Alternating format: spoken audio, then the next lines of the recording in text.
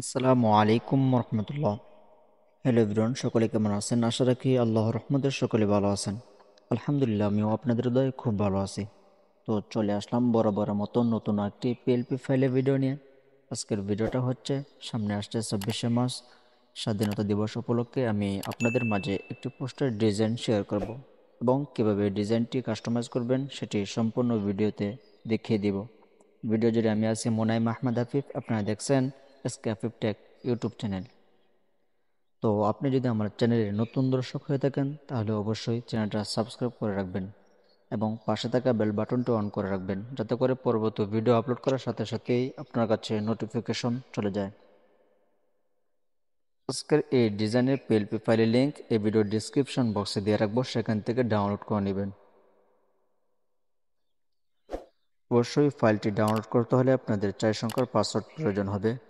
আপনি যদি ভিডিওটা প্রথম থেকে শেষ পর্যন্ত কন্টিনিউ করেন তাহলে স্ক্রিনে বিভিন্ন সময় একটি একটি করে মোট 4টি পাসওয়ার্ড পেয়ে যাবেন। এবং আজকের এই ডিজাইনটি কাস্টমাইজ করার জন্য পিক্সেল ল্যাব নামক একটি অ্যাপস প্রয়োজন হবে, যেটার লিঙ্ক আমি এই ভিডিও ডিসক্রিপশন বক্সে দিয়ে রাখবো, সেখান থেকে ডাউনলোড করে নেবেন। তো চলুন শুরু করা যায়। এই ডিজাইনটি কাস্টমাইজ করার জন্য আপনার ফোনে থাকা পিক্সেল ল্যাব অ্যাপসটি ওপেন করবেন। ওপেন করার পর উপরে ডান দিকে কর্নারে থ্রি ডট লাইনে ক্লিক করুন। এখান থেকে ওপেন ডট পিএলপি ফাইল এটাতে ট্যাপ করুন। উপরে ডট পিএলপি ফাইল এটাতে ট্যাপ করুন।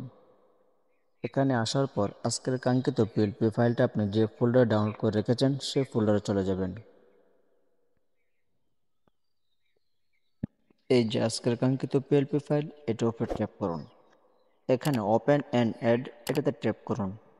একটু সময় নেবে, অপেক্ষা করুন। এখন একটু ব্রেকে আসেন। এখানে প্রত্যেকটা লেয়ার দেখার জন্য ডান দিকে লেয়ার বাটনে ট্যাপ করুন।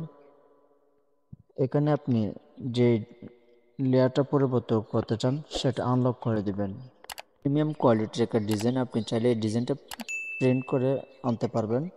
ফুল এইচডি কোয়ালিটি একটা রেজাল্ট পাবেন। আমি আপনাদেরকে দেখানোর সুবিধার্থে সৌজন্য যে ছবিটা আছে এটা পরিবর্তন করে দেখাই। তো সৌজন্য ছবিটা পরিবর্তন করার জন্য ছবির উপর ট্যাপ করে উপর ডিলিট বাটন ট্যাপ করে এখানে ওকেতে ক্লিক করে ছবিটা ডিলিট করে দিবেন। নতুন ছবি অ্যাড করার জন্য বাম দিকের কর্নারে প্লাস বাটনে ট্যাপ করুন।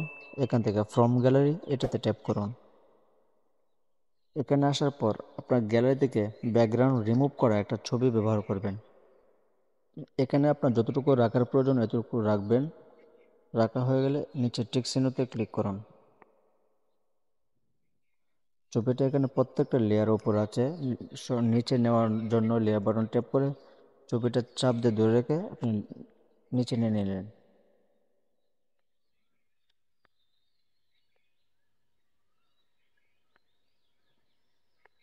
এখানে ছবিটা একটু পজিশন মতো বসিয়ে দিবেন, যতটুকু রাখার প্রয়োজন ততটুকু রাখবেন। আমি আপনাদেরকে দেখানোর সুবিধাতে সৌজন্য যে নামটা আছে এটা পরিবর্তন করে দেখায়। তো নামটা পরিবর্তন করার জন্য নামের উপর ডাবল ট্যাপ করুন। এখানে আপনি আপনার নামটা দিয়ে দিবেন। নাম দেওয়া হয়ে গেলে ওকে বাটনে ক্লিক করুন। তো সব কিছু ঠিকঠাক থাকলে ফাইলটা সেভ করার জন্য উপরে সেভ বাটনে ট্যাপ করুন। এখান থেকে সেভ এজ ইমেজ এটাতে ট্যাপ করুন। সেভ টু গ্যালারি এখানে ট্যাপ করবেন। তো ভিডিওটা কেমন হয়েছে সেটা অবশ্যই কমেন্ট করে জানাবেন এবং পরবর্তীতে কী ডিজাইন চান সেটা কমেন্ট বক্সে জানাবেন। আমি আপনাদের চাহিদা অনুযায়ী ভিডিও দেওয়ার চেষ্টা করব ইনশাল্লাহ। তো দেখা হচ্ছে পরবর্তী কোনো এক ভিডিওতে। সে পর্যন্ত সকলে ভালো থাকবেন, সুস্থ থাকবেন। আসসালামু আলাইকুম রহমতুল্লাহি ওয়া বারাকাতুহু।